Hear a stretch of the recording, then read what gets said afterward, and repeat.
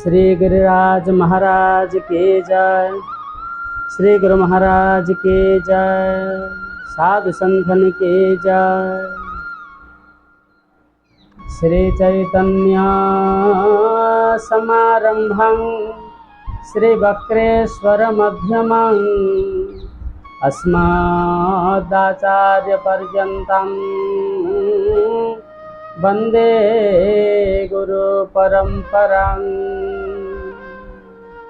नमो नलिन नेत्राय वेणुवाद्य विनोदिने राधाधर सुधापान शालिने वनमालिने तप्त कंचन गौरंगे राधे वृंदावनेश्वरी वृषभानुसुते देवी त्वं नमामि हरिप्रिये।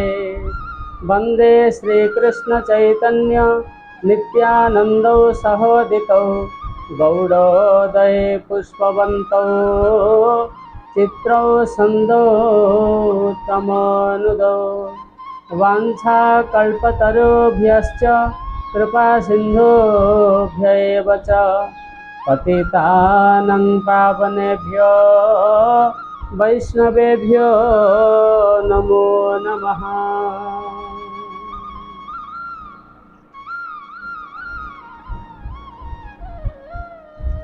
गौरकृष्ण प्रेमदाता परमाराध्य नित्यलीला प्रविष्ट मदीय श्रील गुरुदेव ब्रजेन्द्रनंदन भगवान श्री कृष्ण ब्रजेन्द्रनंदन बिहारिणी श्रीमती राधारणी तथा समस्त साधु संत महात्मा चरण रे अनंत कोटि दंडवत प्रणाम। आम्भे माने आज वैष्णव मानकर श्रेष्ठत्व विषय रे आलोकपात करिबा। वैष्णव माने कहीं भगवान को अति प्रिय अटंते। वैष्णव माने होइछे भगवानंकर भक्त, भगवानंकर नित्य सिद्ध भक्त भगवानंकर प्रिय भक्त से माने हेले वैष्णव, जे माने एकांत भावे भगवानंकर आराधना करते। तेबे शास्त्र रे वैष्णव मानंकर श्रेष्ठता तो अनेक अनेक वर्णित, किंतु आमे आज किछि वैष्णव मानंकर तत्व विषय आम आलोचना करिबा। तेबे नरोत्तम दास ठाकुर वैष्णव मानंकर महत्व विषय कहउछन्ति। ठाकुर वैष्णव पद अवनीरा भूसंपद सुन।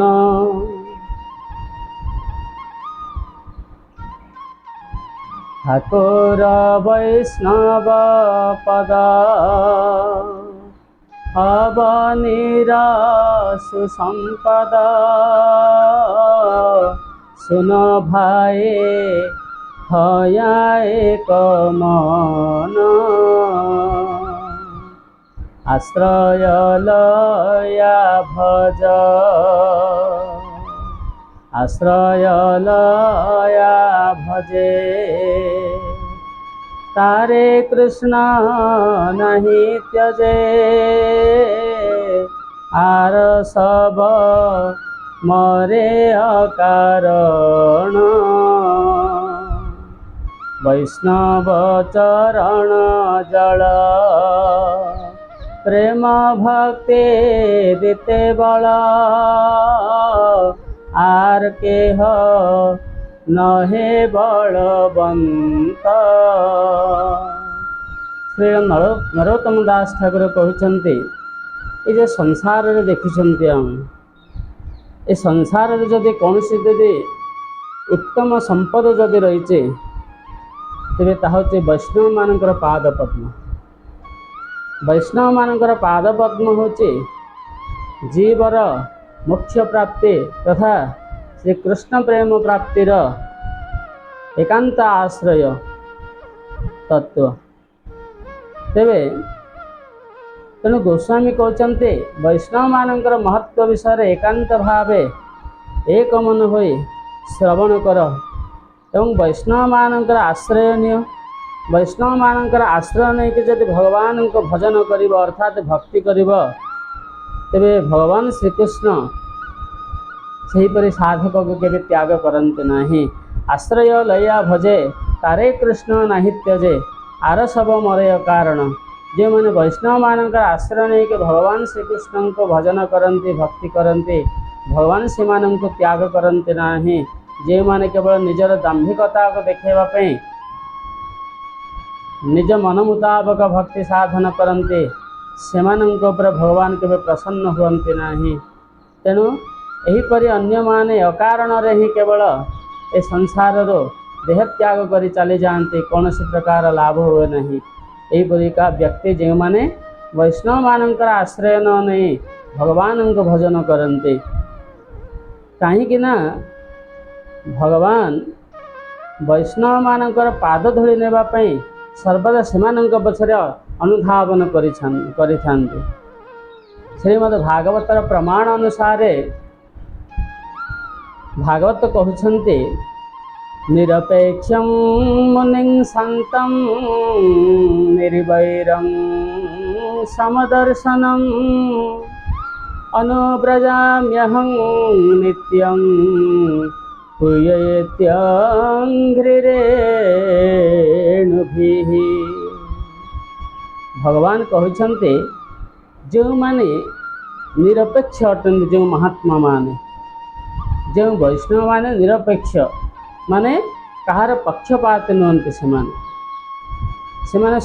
समस्त समान दृष्टि देखते क्या बड़ क्या सान क्या पक्षर जीवा क्या पक्षर न जीवा यहीपरि भावना नहीं समस्त समान दृष्टि देखते।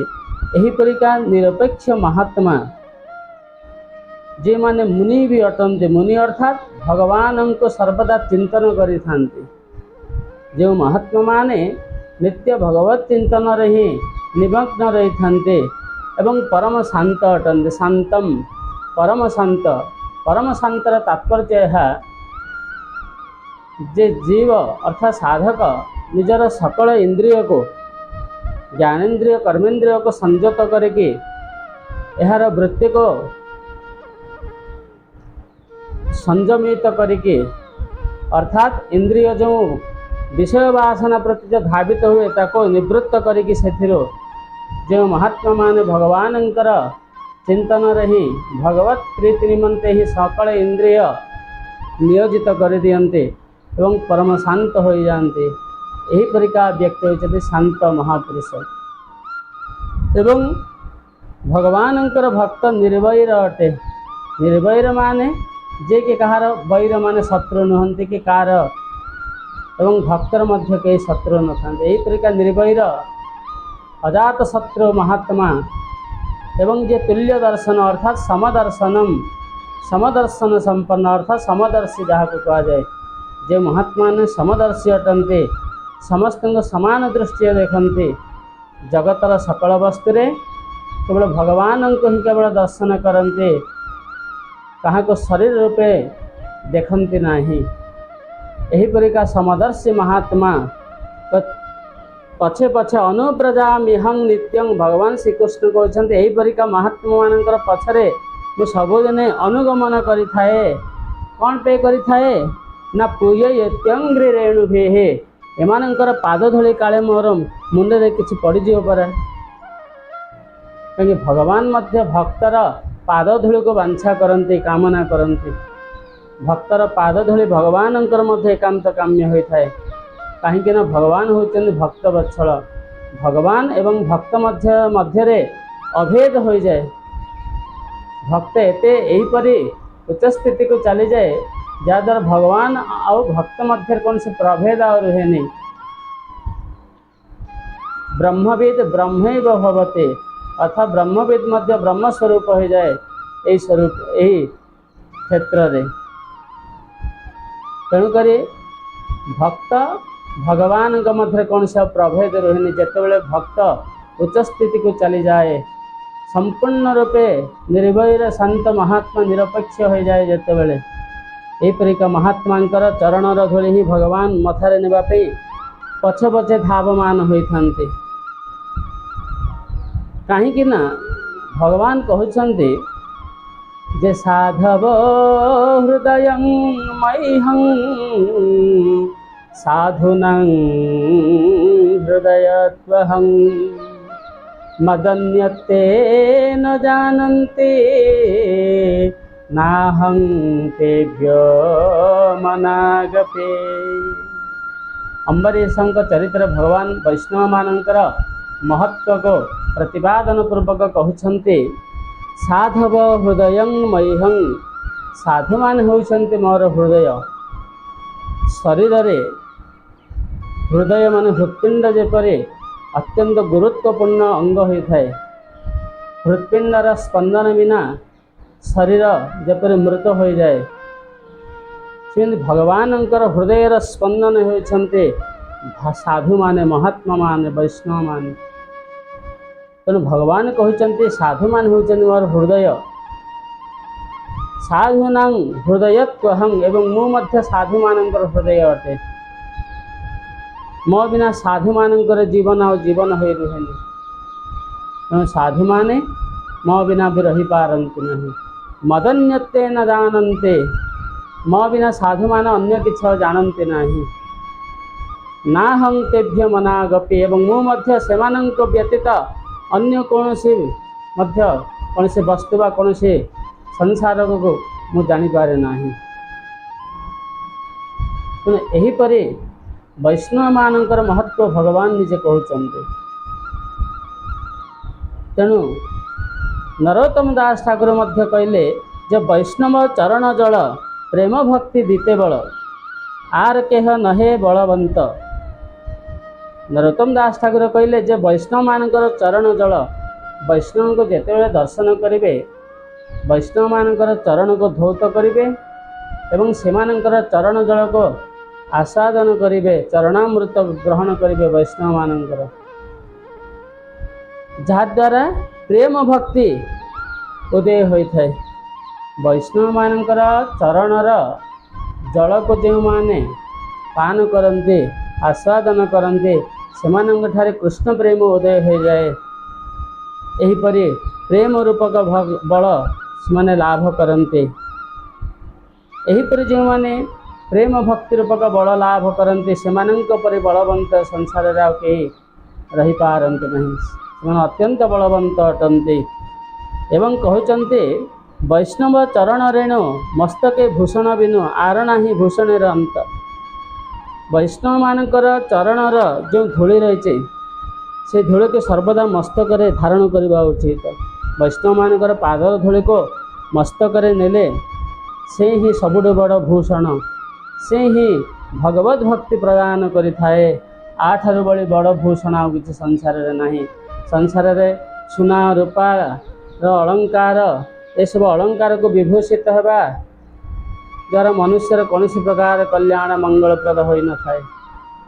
साधु मानकर पद धूଳି जदि मस्तक नि जाए तेरे ताही होछि परम एवं श्रेष्ठ भूषण जीव पाई। एहीपरि जदि जीव जदि वैष्णव मान पद धूଳି जदि ग्रहण करे तेबे ताहार परम मंगल हो जाए। नरोत्तम दास ठाकुर कहते जे तीर्थ जल पवित्र गुणे लिखिया छे पुराणे, सेसब भक्तिर प्रवंचन। देखंतु नरोत्तम दास ठाकुर कहले जे तीर्थाटन करिबा जहाँकि पुराण रे लिखा जाए सब केवल भक्तिर प्रवंचना, केवल माने छलना। केवल तीर्थाटन द्वारा हुए तो भक्ति ताहा अनुकूल, तथापि मध्य प्रेम भक्ति लाभ करने हेले भगवानंकर भक्तर आश्रय नेबा ही आवश्यक बोली कहते। वैष्णवेर पादोदक समान है यही सब। वैष्णव मानकर पादर जल समान, तीर्थ जल मध्य सेहीपरि समान नुह। तीर्थ जल जेपरि पवित्र करि पारिबो नाही, वैष्णव मानकर पाद जल सेहीपरि पवित्र करिपारिब। एते गुणरे पवित्र करिपारिब जे जीवर अनंत कोटि जन्मर समस्त ताप पाप समूले सत्य विनाश होइजिव। वैष्णव संगेते मन आनंदित अनुक्षण सदा हो कृष्ण पर संग। जदि वैष्णव मानकर संगरे जदि मन को जदि लगेब अनुक्षण जदि लगेब सदा सर्वदा लगेब तेबे मन आनंदित होइजिव। कहीं न वैष्णव मानक स्थारे केवल भगवानंकर कथा श्रवणर अवसर लाभ होब। भगवानंकर कथा अत्यंत मधुर मधुराति मधुर अटे अधरं मधुरं वदनं मधुरं। किंतु भगवानंकर अधर मधुर अटे वदन मधुर अटे चाली मधुर अटे सर्वस्व मधुर अटे। ठीक सेहीपरि वैष्णव मानकर संग होचे आनंद लाभर केन्द्रबिंदु। कहीं वैष्णव मानक संग रहिले सर्वदा भगवानंकर प्रसंग ही लाभ करिपारिब। भगवान प्रसंग रे श्रवण करिबा एवं भगवानंक सहित एकांत संग हेबार एकांत लाभ हेबार से अवसर लाभ हेब। तेणु दीन नरोत्तम कांदे हिया धैर्य नहीं बांधे मोर दशा केन होइल भंग। नरोत्तम दास ठाकुर गौड़ीय वैष्णव समाजर जन भूषण अति उच्चकोटर महात्मा जहाँकर वैष्णव पदावली अत्यंत उच्चकोटर अटे।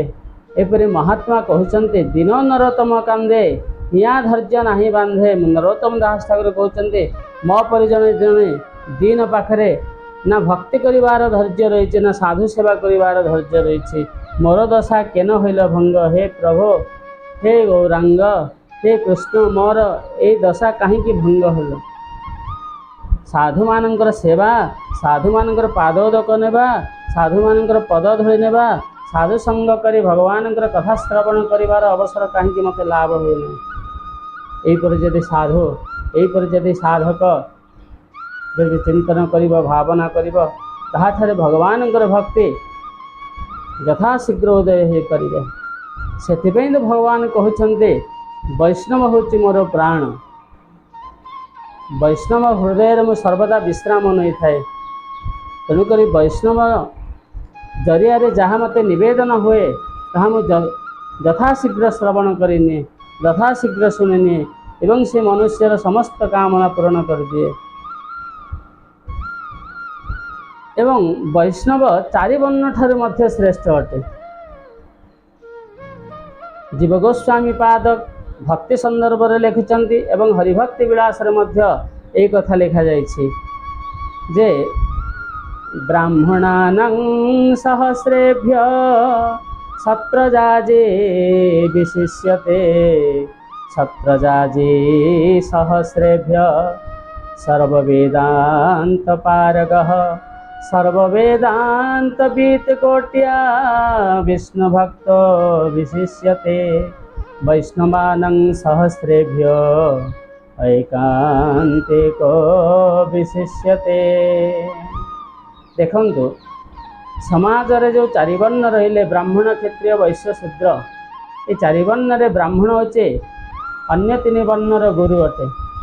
ब्राह्मण होचे समाजर गुरु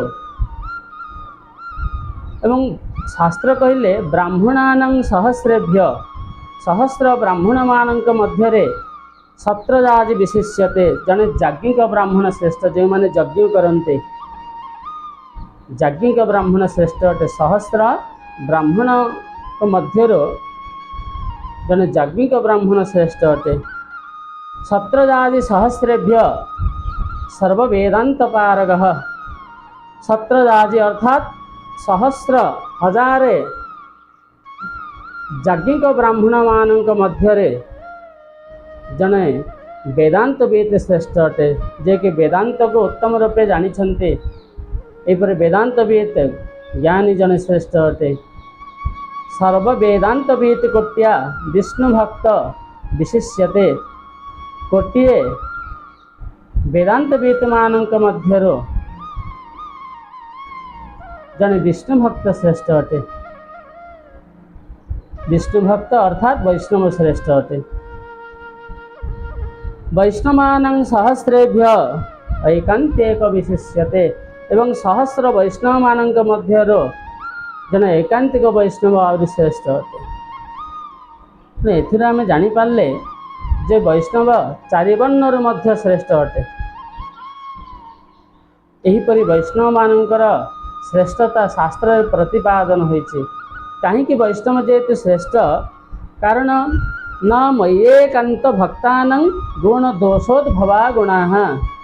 भागवत रे कहा जायछि भगवान कहउछन्ति जे एकादश स्कंदर 20 अध्याय 36 नंबर श्लोक रे कहउछन्ति जे जो माने एकांत भक्त से माने मोठारे विधि और निषेध जनित गुण ये जो एकांत भक्त मानकर विधि और निषेध जनित जो गुण दोष आदि ये सब सृष्टि है नहीं। शास्त्र रे विधि एवं निषेध कथा कहा जाइछि। एही परिका विधि और निषेध जनित कौन सी गुण दोष भक्त ठारे देखा मिले नाही। कहीं मिले नाही ना कारण होची से माने प्रकृतिर अतीत परम पुरुष मते लाभ करिथांत। अर्थात भगवान कहउछन्ति जे मते एहीपरि महापुरुष माने मते पाई सारि थांते। तेणुक एमाने प्रकृतिर मध्य अतीत हो जाते। प्रकृतिर गुण ठार अतीत होइके एमानंकर देह दिव्य हो जाए, एमानंकर गुण भी दिव्य हो जाए, भगवत गुण संपन्न हो जाती। तेणु वैष्णव मान होउछन्ति भगवानंक पई अत्यंत प्रिय एवं जगत रे श्रेष्ठ अटंती। चारि वर्णर मध्य वैष्णव ही श्रेष्ठ अटे। तेणु वैष्णव मानक यदि सम्मान करिबा तांकर सेवा करिबा भगवानंकर भक्ति अति शीघ्र लाभ हो जिवो। जड़ भरतंक उपाख्यान रे मध्य कहा जायछि बिना महत्पाद रजोभिषेकम महत्पुरुष मानकर रज जो पर्यंत मस्तक धारण करे नाही जे तार भगवान ठारे भक्ति केबे बोधय हो पारिबो नाही। तेणु साधु के केबे निंदा करबा को हेबो नाही। साधु निंदा परम अपराध अटे। साधु निंदा जदे साक्षात शूलपाणी महादेव भी करते तांको मध्य क्षमा नहीं। तेणुक वैष्णव अपराधर मुक्त हो सर्वदा वैष्णव मानकर सेवा करी भगवत भक्ति लाभ करवा उचित। तेणु सुधीवृंद आम्भे मान आज वैष्णव मानकर महत्व विषय जानिले यह जदि आम जीवन में पालन करवा जदि यह आम क्रियान्वित करवा तेबे आम मानव जन्म सफल हो जिवो। हरे कृष्ण। जय जय श्री राधे श्याम।